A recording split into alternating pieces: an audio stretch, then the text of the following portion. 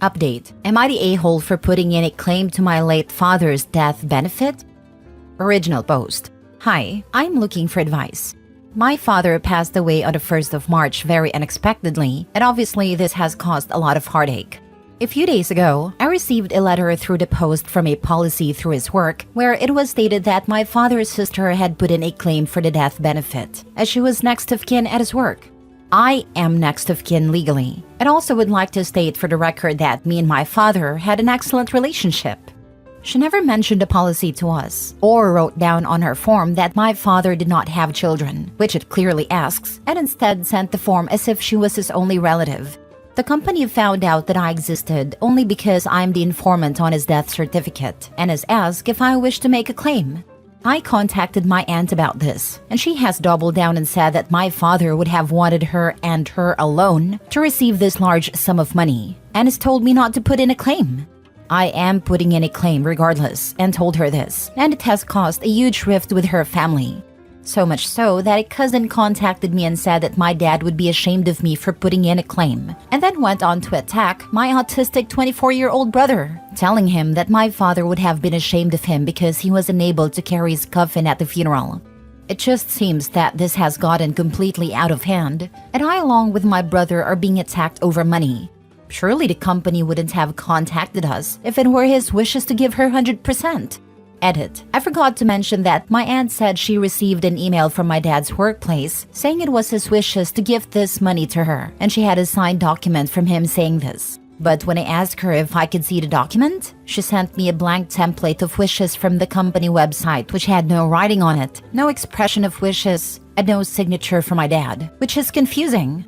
We also told her that we may not receive anything in the final decision which we are fine with, but it potentially could be split even between me, my younger brother, and her. She wasn't happy to even consider it going 3 ways either. And that is where the abuse began from that side of the family. I just don't know, and this has been keeping me up at night with stress. Am I the a-hole? Now for the top comments before reading the updates. Not a-hole. Your aunt's family sounds like a bunch of greedy a-holes. Do not let them bully you. Make sure you get the benefits that you are owed. Why would she even think she deserves it when dad has 2 children? Not a-hole. She is robbing an autistic child of her own brother? Her daughter sent my brother vile voice notes, telling him that my dad would be ashamed of him because he couldn't carry the coffin due to his autism, that he is lazy and should get a job when he can't work, and that he's a thief. It has made my brother so distraught that he is refusing to put a claim in, as he thinks my father hated him when this is not true. My dad loved the bones off my brother. Those words never left his mouth. All lies. My dad may not be here to protect him, but I am, and I'll always protect him. Nah, to hell with your aunt and cousin. Don't you dare split anything with these vile bastards. Put in your claim, get your deserved death benefits, and cut these monstrous vultures from your life. Your aunt made a dastardly and calculated move filing that paperwork, claiming he had no children, knowing she'd never get the claim otherwise. If the claim was meant for her, she would have been listed as a beneficiary specifically. Mini update. I phoned a company this morning and they have no record of an expression of wishes that my father wrote, only that she was next of kin at his workplace. So she not only lied that it was my dad's wishes for her to have this money, but she also lied that she received an email from the company stating this. The woman on the phone said, "You are his daughter. You have a right to make a claim." And also to tell my brother to put his claim in, which she will be doing now. Now for the update 2 months later. Hi everyone. I just thought I would give an update on the situation. My aunt put in a claim to receive my father's death benefit from his workplace in April behind our backs and stated that my father had written wishes for his money to go to her and her only. She said she had a copy of an email with a signature, signing over 100% of this to her. But when asked, she never sent us a copy of these supposed wishes. We later found out this was a lie. There were no wishes. And the only reason she was able to put in a claim was because she was listed as next of kin at his workplace. This caused a huge rift within the family and ultimately ruined relationships that will never be repaired. Even when we offered to split it 3 ways, she wasn't having it and doubled down on the fact this money was hers. Then our family began attacking us over social media. My brother and I received nasty abuse as we put in a claim. We're told my dad would be disappointed in us, that he would be ashamed, and that the payment was to go solely to her. My brother, who is autistic, was told he was disgusting for not carrying my dad's coffin, even though this emotionally would have destroyed him beyond repair. He was told he was nothing like my dad, and that my dad called him a crap son, which is a lie. He is an amazing young man, and my dad would have been proud of him for even being able to attend a funeral. And also for cutting his hair for the first time in 11 years to make our dad proud. I've reminded him of this, as these nasty words have stayed with him, causing him emotional turmoil thinking that my dad hated him. He is getting better emotionally now with support from me, my mom and close family friends, and realizes our dad had nothing but love for him. Well, after a couple of stressful months, I'm happy to say that my brother and I received everything, and she got nothing, not a penny. We have not split the money with her and will never speak to her again.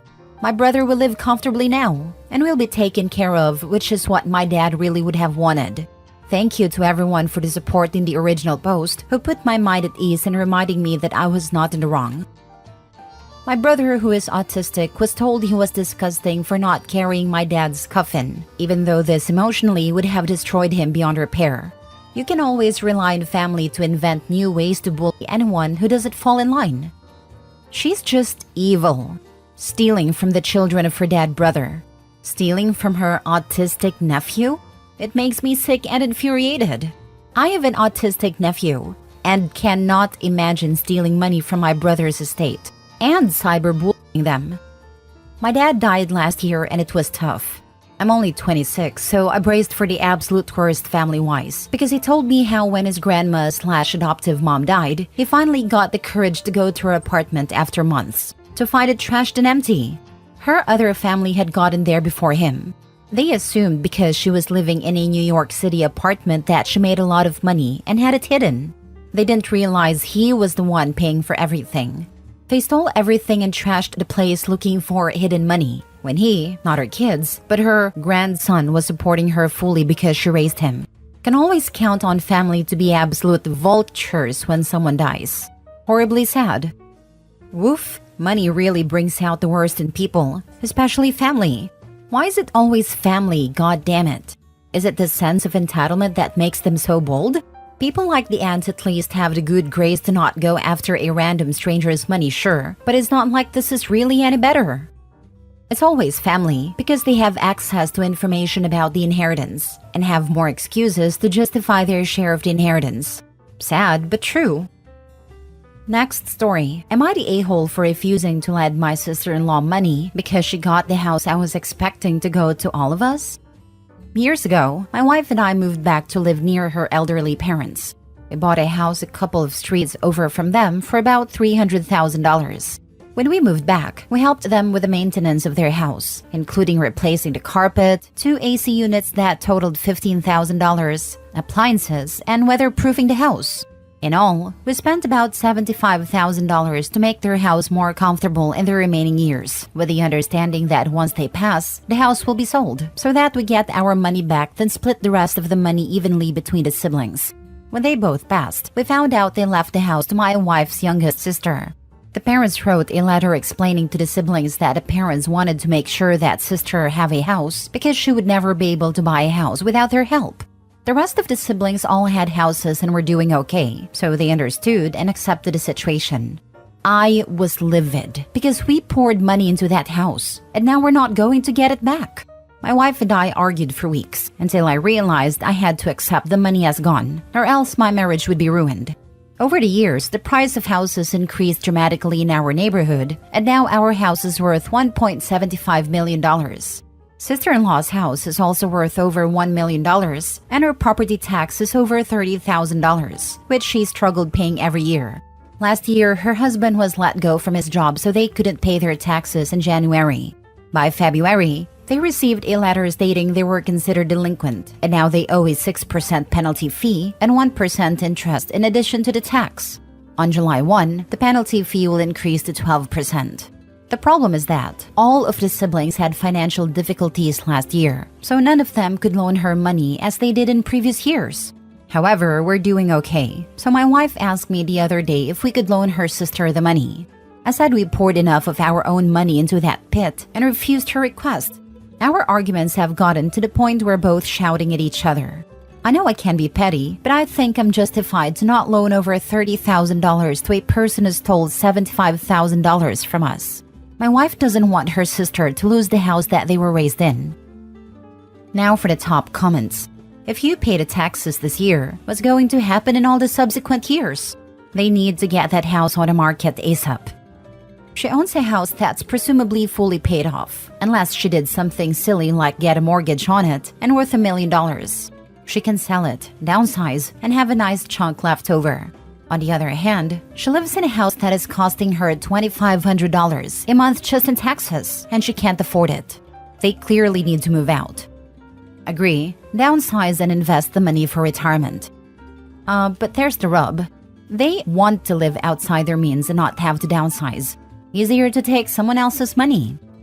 Your wife's parents screwed you by accepting the money you poured into their home. You screwed yourselves by not getting a legally binding agreement. You'll never see the $75,000 again. You either have to accept that or walk away from your wife. The current issue is that your sister-in-law obviously can't afford to maintain the house she inherited. It seems like her only option is to sell it and move.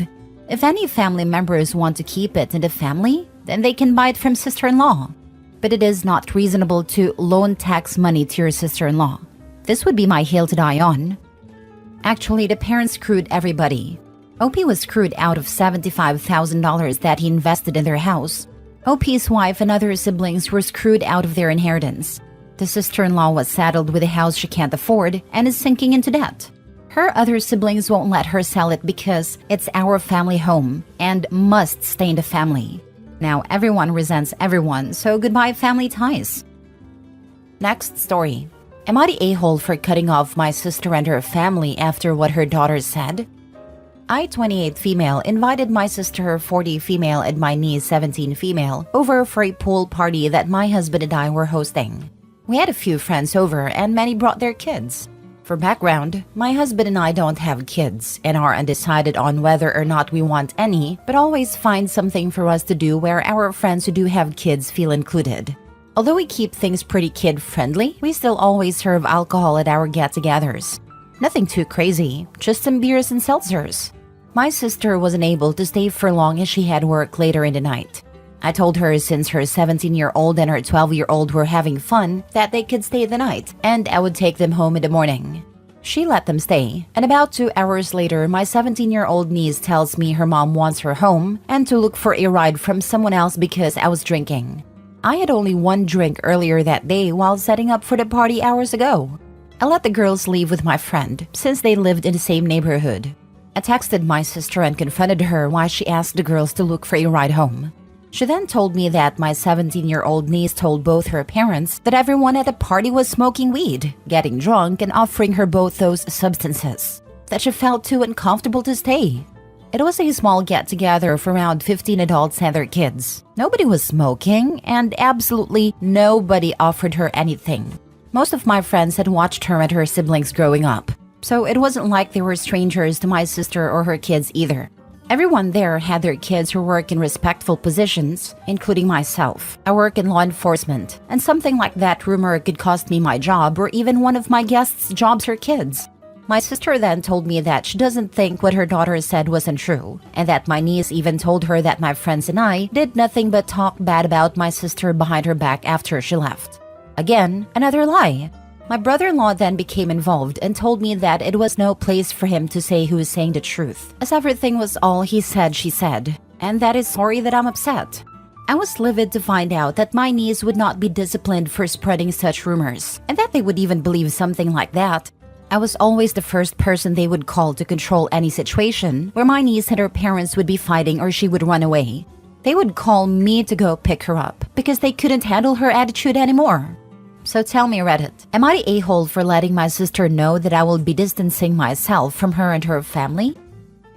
Not the a-hole, and I would not be alone with niece ever again. From the context, it sounds like the niece is a problem already. Running away, fighting parents. Yep, and the parents gave up actually parenting her long ago, or trying to solve her existing problems. Why didn't the parents ask the 12-year-old? They aren't an infant. If such behavior was taking place, surely the 12-year-old would be able to either corroborate the 17-year-old or torpedo her lies. Unless the 12-year-old is as much of a delinquent as their sister. Your sister and brother-in-law are being willfully blind and allowing their child to ruin relationships. Being in law enforcement, I'm sure you know if you can record private interactions in your jurisdiction without the other party's consent. But I wouldn't be around a 17-year-old again without multiple witnesses or video evidence. What a toxic little liar. Not a-hole. My guess is the 17-year-old threatened the 12-year-old. As a younger sister, I can pretty much guarantee this. Edit. Thank you all for your comments. We do have cameras in our pool area and I will be showing and sending footage to both my sister and brother-in-law. Also, they both work in law enforcement as well and do know what these type of accusations can do to mine and my husband's careers. Another detail to add is that they themselves have been contacted by the school for accusations my niece has said about them, and vice versa, where they had to contact teachers for something my niece accused them of as well. I understand being a parent and standing by your child's side, but they've had to deal with this situation before. Last edit/mini update. 1. My niece is in therapy and has been for a couple of years. It was suggested by her school counselor, and her parents found a therapist, and she sees them like once or twice a month. She has a really bad perception of therapy, as her parents say therapy does not work and is only for crazy people, and now she seems to have the same perception. 2. Not everyone in law enforcement is a cop. Lol. I work more in the clerical side of my department. I'm finishing up school to be more on the psychology side of things, whereas my sister and brother-in-law work more hands-on with inmates. 3. I told my sister about the cameras and emailed her any and all footage from the backyard in front. She then told me that I was being overdramatic with the whole situation and that we all know her daughter lies. I reiterated how lies like that could cost me my job or my friends' jobs, and she said, "It's not like you have a real law enforcement job." She said that she doesn't feel like an apology is necessary. I didn't feel like fighting anymore and decided that no contact would be best for now. 4. Throwing this in here since it's on the same topic, I spoke with my brother, 26 male, about the situation. Growing up with 3 older sisters, he always knew how to stay out of the drama and always be neutral with all of us. He lives a state away and we don't have much contact besides the occasional "how are you" texts. I told him about the situation and asked how he would handle it. Come to find out, she did the same to him at my wedding about 8 months ago. My brother works with kids, and that could have cost him his job as well. My niece told her parents my brother was sneaking her drinks and they believed her, even though they were at my wedding as well. He said he went no contact after that, since he didn't think the drama was worth it as he lives a whole state away, and doesn't really come visit unless it's for Christmas. Which he didn't this past year, but we all thought it was because he had just been in town for my wedding.